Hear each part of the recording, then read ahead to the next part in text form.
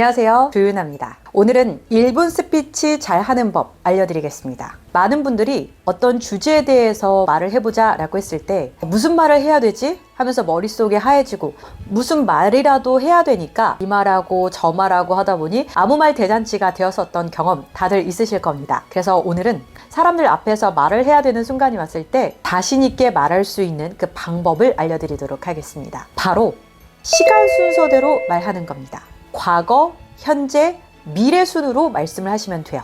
스피치 동호회에 왔다 라고 가정해 보겠습니다. 아마 많은 분들이 함께 하고 있을 텐데요. 그럴 때 과거, 현재, 미래 순으로 말씀을 하시면 돼요. 우선 과거를 말하는 겁니다. 과거는 나의 경험을 바탕으로 이야기를 하시면 돼요. 내가 이 자리에 왜 왔는지에 대해서 나의 과거 경험을 바탕으로 말하시는 거예요. 제가 회사 생활을 하면서 발표를 해야 될 일이 굉장히 많은데 발음이 웅얼웅얼하다 보니까 자신감이 부족했었습니다. 그리고 발표를 하면서도 청중들이 제가 하는 말을 못 알아듣는 것 같다는 느낌이 스스로 들었던 적이 많았습니다. 하지만 언제까지 발표 불안을 안고 갈 수는 없어서 발표에 대한 자신감을 갖고 싶어서 이런 스피치 모임에 오게 되었습니다. 이렇게 과거의 경험을 구체적으로 말하시는 겁니다. 이렇게 과거의 경험을 구체적으로 말씀하신 뒤에는 현재에 대해서 말씀을 하시면 돼요. 내가 이 자리에서 느끼고 있는 그 감정을 조금 더 진솔하게 말하시는 거예요. 이렇게 얘기할 수도 있겠죠?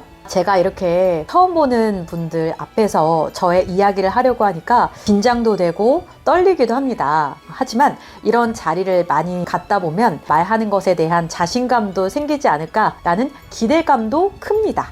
이렇게 이 자리에서 내가 느끼고 있는 그 감정을 솔직하게 표현하는 겁니다. 그러면 그 말을 듣고 있는 그 청중들은 고개를 끄덕끄덕 하게 될 겁니다. 왜냐하면 아마 그 자리에 있는 청중들은 비슷한 경험을 가지고 또 비슷한 목적을 가지고 오신 분들이 대부분이기 때문에 이런 감정을 솔직하게 말하면 공감을 할 수밖에 없거든요. 그래서 고개를 끄덕끄덕 하게 됩니다. 솔직하게 표현하는 것이 포인트입니다.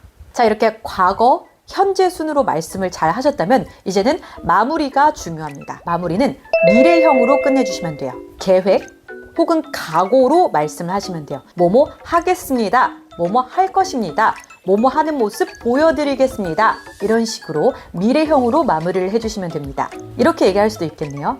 제가 이렇게 큰 맘 먹고 이런 모임에 오게 된 만큼 열심히 배우고 노력해서 성장하는 모습 보여드리겠습니다. 이렇게 미래형으로 말씀하실 때는 각오와 계획을 말하시는 겁니다. 자, 이렇게 과거, 현재, 미래 순으로 말하니까 정리가 쉽게 되죠? 다시 한번 1분 스피치 잘하는 법 정리해 보겠습니다. 과거, 현재, 미래 순으로 말씀하시는 겁니다. 과거는 나의 경험을 구체적으로 말하시는 거고요. 현재는 내가 그 말을 하면서 느끼고 있는 그 감정에 대해서 솔직하게 표현을 하시는 겁니다. 그리고 마무리는 미래형으로 각오나 계획을 말씀하시면서 마무리를 하시면 되겠습니다. 자, 이렇게 1분 스피치 잘하는 방법 알려드렸습니다. 항상 과거, 현재, 미래, 시간 순서대로 말하시면 굉장히 쉬워져요. 어떤 상황에서 어떤 자리에서든 내가 한마디 해야 되는 그런 상황이 왔을 때 시간 순서대로 말하셔서 자신감 있게 말하시는 모습 기대해 보겠습니다. 제 영상이 마음에 드셨다면 구독, 좋아요, 댓글, 알림 설정 부탁드립니다. 감사합니다.